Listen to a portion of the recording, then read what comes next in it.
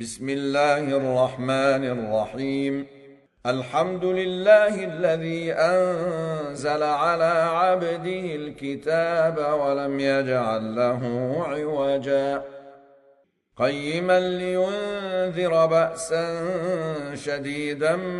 من لدنه ويبشر المؤمنين الذين يعملون الصالحات أن لهم أجرا حسنا ماكثين فيه أبدا وينذر الذين قالوا اتخذ الله ولدا ما لهم به من علم ولا لآبائهم كبرت كلمة تخرج من أفواههم إن يقولون إلا كذبا فلعلك باخع نفسك على آثارهم إن لم يؤمنوا بهذا الحديث أسفا إنا جعلنا ما على الأرض زينة لها لنبلوهم أيهم أحسن عملا وإنا لجاعلون ما عليها صعيدا جرزا أم حسبت أن أصحاب الكهف والرقيم كانوا من آياتنا عجبا إذ أوى الفتية إلى الكهف فقالوا ربنا آتنا من لدنك رحمة وهيئ لنا من أمرنا رشدا فضربنا على آذانهم في الكهف سنين عددا ثم بعثناهم لنعلم أي الحزبين أحصى لما لبثوا أمدا نحن نقص عليك نبأهم بالحق إنهم فتية آمنوا بربهم وزدناهم هدى وربطنا على قلوبهم إذ قاموا فقالوا ربنا رب السماوات والأرض لن ندعو من دونه إلها لقد قلنا إذا شططا هؤلاء قومنا اتخذوا من دونه آلهة لولا يأتون عليهم بسلطان بين فمن أظلم ممن افترى على الله كذبا وإذ اعتزلتموهم وما يعبدون إلا الله فأووا إلى الكهف ينشر لكم ربكم من رحمته ويهيئ لكم من أمركم مرفقا وترى الشمس إذا طلعت تزاور عن كهفهم ذات اليمين وإذا غربت تقرضهم ذات الشمال وهم في فجوة منه ذلك من آيات الله من يهد الله فهو المهتد ومن يضلل فلن تجد له وليا مرشدا وتحسبهم أيقاظا وهم رقود ونقلبهم ذات اليمين وذات الشمال وكلبهم باسط ذراعيه بالوصيد لو اطلعت عليهم لوليت منهم فرارا ولملئت منهم رعبا وكذلك بعثناهم ليتساءلوا بينهم قال قائل منهم كم لبثتم قالوا لبثنا يوما أو بعض يوم قالوا ربكم أعلم بما لبثتم فابعثوا أحدكم بورقكم هذه إلى المدينة فلينظر أيها أزكى طعاما فليأتكم برزق منه وليتلطف ولا يشعرن بكم أحدا إنهم إن يظهروا عليكم يرجموكم أو يعيدوكم في ملتهم ولن تفلحوا إذا أبدا وكذلك أعثرنا عليهم ليعلموا أن وعد الله حق وأن الساعة لا ريب فيها إذ يتنازعون بينهم أمرهم فقالوا ابنوا عليهم بنيانا ربهم أعلم بهم قال الذين غلبوا على أمرهم لنتخذن عليهم مسجدا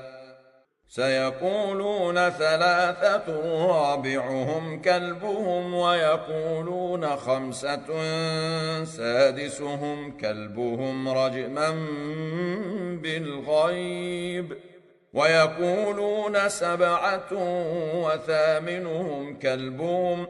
قل ربي أعلم بعدتهم ما يعلمهم إلا قليل فلا تمار فيهم إلا مراء ظاهرا ولا تستفت فيهم منهم أحدا ولا تقولن لشيء إني فاعل ذلك غدا إلا أن يشاء الله واذكر ربك إذا نسيت وقل عسى أن يهديني ربي لأقرب من هذا رشدا ولبثوا في كهفهم 300 سنين وازدادوا 9 قل الله أعلم بما لبثوا له غيب السماوات والأرض أبصر به وأسمع ما لهم من دونه من ولي ولا يشرك في حكمه أحدا واتل ما أوحي إليك من كتاب ربك لا مبدل لكلماته ولن تجد من دونه ملتحدا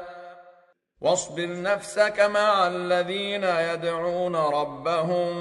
بالغداة والعشي يريدون وجهه ولا تعد عيناك عنهم تريد زينة الحياة الدنيا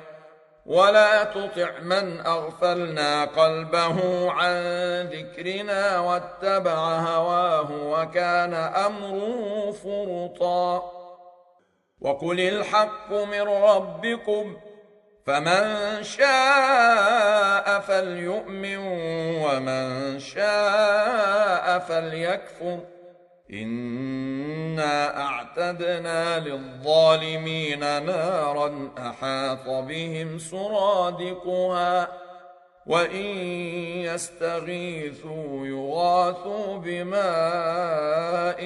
كالمهل يشوي الوجوه بئس الشراب وساءت مرتفقا إن الذين آمنوا وعملوا الصالحات إنا لا نضيع أجر من أحسن عملا أولئك لهم جنات عدن تجري من تحتهم الأنهار يحلون فيها من أساور من ذهب ويلبسون ثيابا خضرا من سندس واستبرق متكئين فيها على الأرائك نعم الثواب وحسنت مرتفقا واضرب لهم مثل الرجلين جعلنا لأحدهما جنتين من أعناب وحففناهما بنخل وجعلنا بينهما زرعا كلتا الجنتين آتت أكلها ولم تظلم منه شيئا وفجرنا خلالهما نهرا وكان له ثمر فقال لصاحبه وهو يحاوره أنا أكثر منك مالا وأعز نفرا ودخل جنته وهو ظالم لنفسه قال ما أظن أن تبيد هذه أبدا وما أظن الساعة قائمة ولئن رددت إلى ربي لأجدن خيرا منها منقلبا قال له صاحبه وهو يحاوره أكفرت بالذي خلقك من تراب ثم من نطفة ثم سواك رجلا لكن هو الله ربي ولا أشرك بربي أحدا ولولا إذ دخلت جنتك قلت ما شاء الله لا قوة إلا بالله إن ترني أنا أقل منك مالا وولدا فعسى ربي أن يؤتيني خيرا من جنتك ويرسل عليها حسبانا من السماء فتصبح صعيدا زلقا أو يصبح ماؤها غورا فلن تستطيع له طلبا وأحيط بثمره فأصبح يقلب كفيه على ما أنفق فيها وهي خاوية على عروشها ويقول يا ليتني لم أشرك بربي أحدا ولم تكن له فئة ينصرونه من دون الله وما كان منتصرا هنالك الولاية لله الحق هو خير ثوابا وخير عقبا واضرب لهم مثل الحياة الدنيا كماء إن أنزلناه من السماء فاختلط به نبات الأرض فأصبح هشيما تذروه الرياح وكان الله على كل شيء مقتدرا المال والبنون زينة الحياة الدنيا والباقيات الصالحات خير عند ربك ثوابا وخير أملا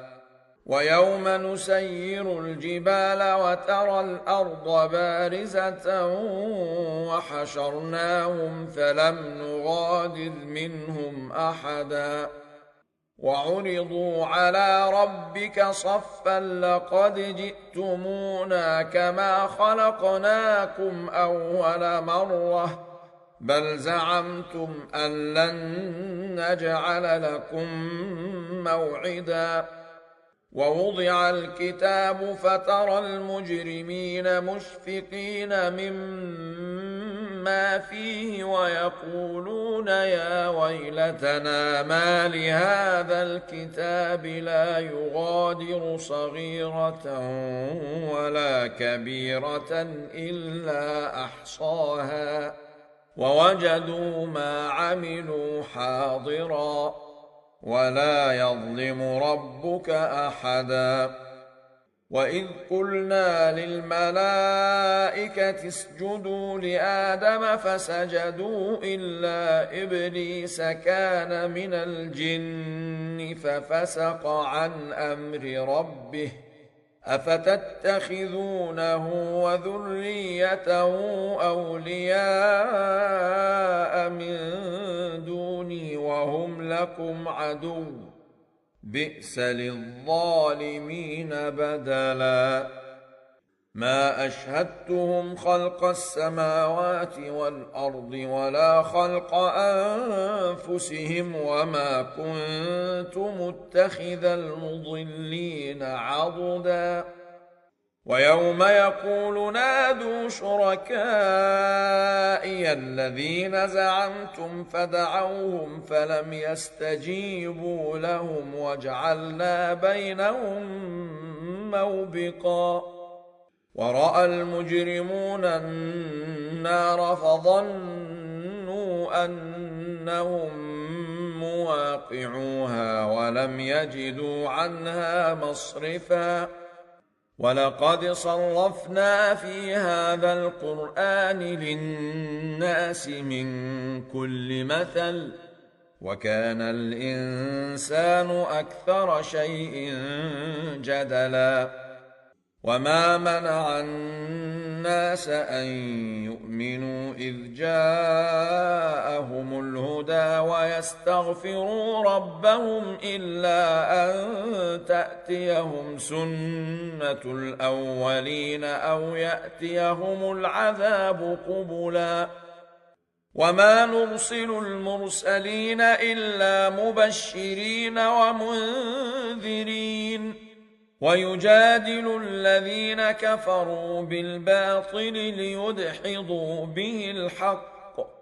واتخذوا آياتي وما أنذروا هزوا ومن أظلم ممن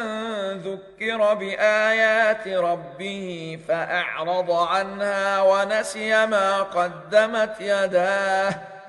إنا جعلنا على قلوبهم أكنة أن يفقهوه وفي آذانهم وقرا وإن تدعهم إلى الهدى فلن يهتدوا إذا أبدا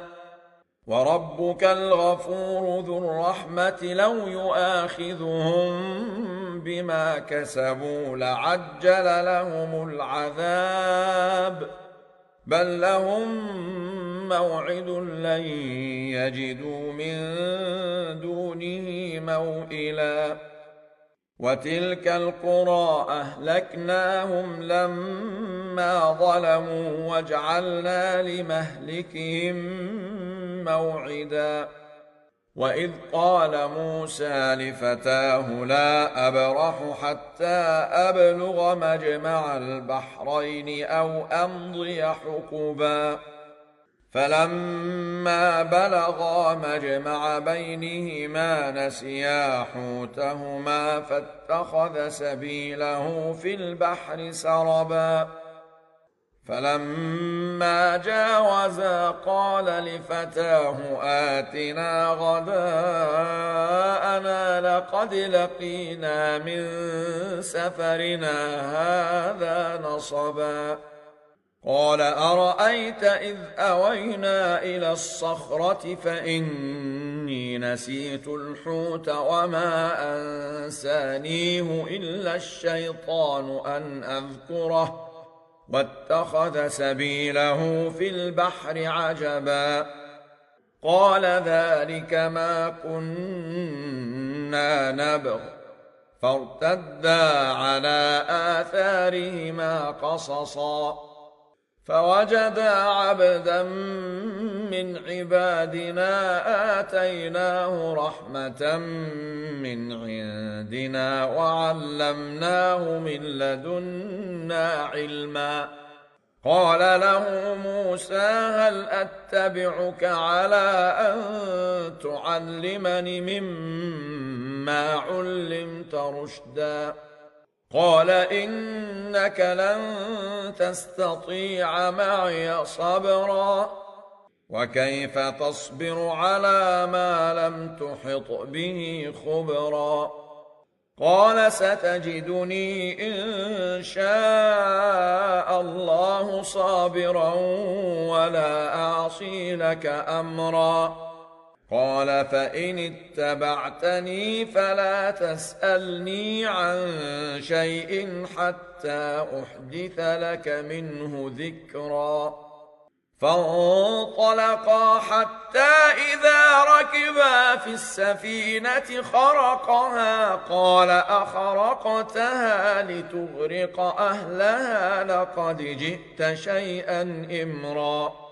قال ألم أقل إنك لن تستطيع معي صبرا قال لا تؤاخذني بما نسيت ولا ترهقني من أمري عسرا فانطلقا حتى إذا لقيا غلاما فقتله قال أقتلت نفسا زكية بغير نفس لقد جئت شيئا نكرا قال ألم أقل لك إنك لن تستطيع معي صبرا قال إن سألتك عن شيء بعدها فلا تصاحبني قد بلغت من لدني عذرا فانطلقا حتى إذا أتيا أهل قرية استطعما أهلها فأبوا أن يضيفوهما فوجدا فيها جدارا يريد أن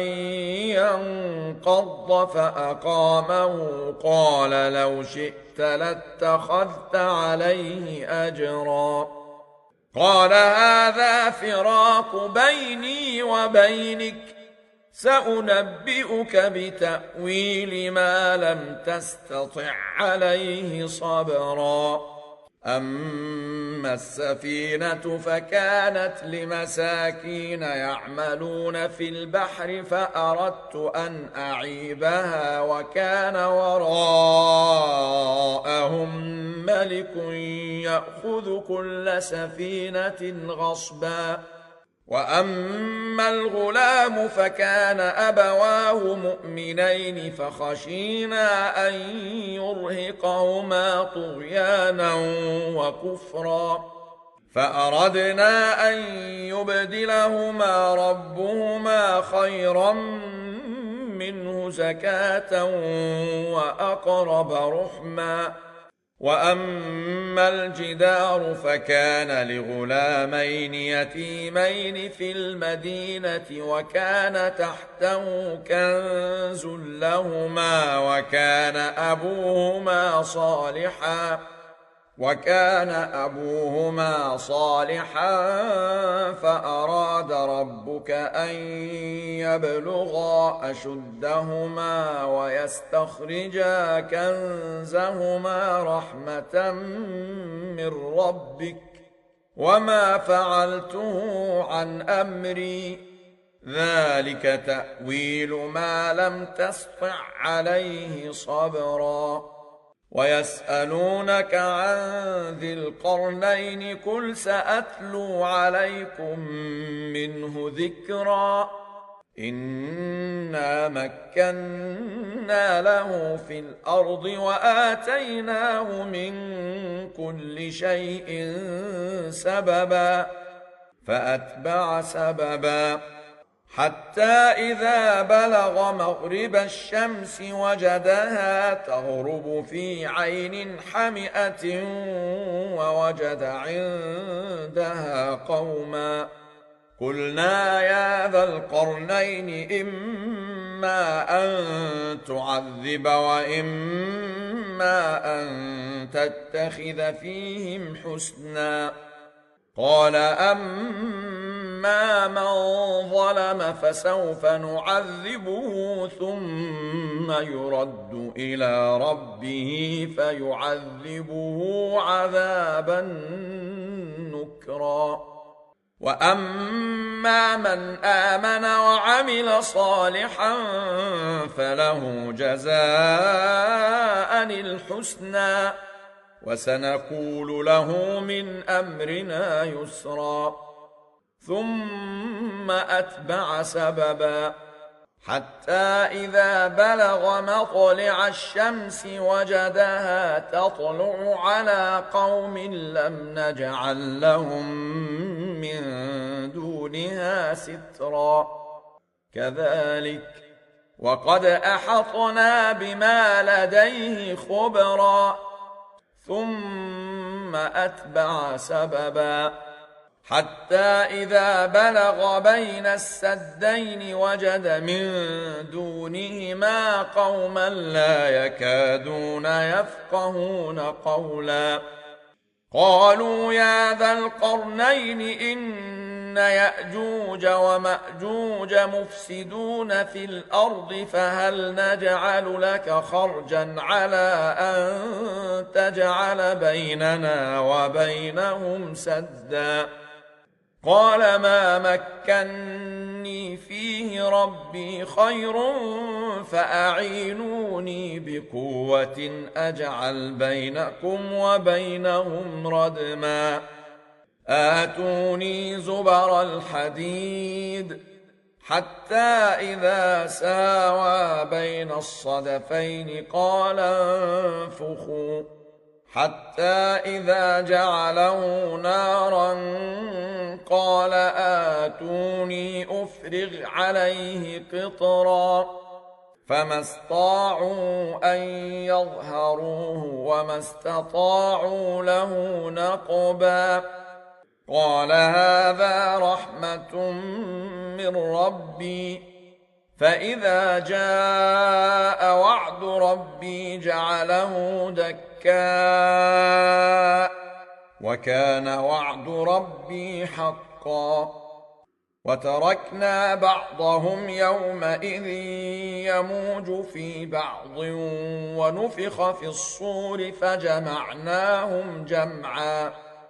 وعرضنا جهنم يومئذ للكافرين عرضا.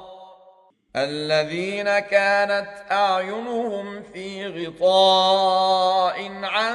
ذكري وكانوا لا يستطيعون سمعا. أفحسب الذين كفروا أن يتخذوا عبادي من دوني أولياء إنا أعتدنا جهنم للكافرين نزلا. قل هل ننبئكم بالأخسرين أعمالا الذين ضل سعيهم في الحياة الدنيا وهم يحسبون أنهم يحسنون صنعا. أولئك الذين كفروا بآيات ربهم ولقائه فحبطت أعمالهم فلا نقيم لهم يوم القيامة وزنا. ذلك جزاؤهم جهنم بما كفروا واتخذوا آياتي ورسلي هزوا. إن الذين آمنوا وعملوا الصالحات كانت لهم جنات الفردوس نزلا خالدين فيها لا يبغون عنها حولا. قل لو كان البحر مدادا لكلمات ربي لنفد البحر قبل أن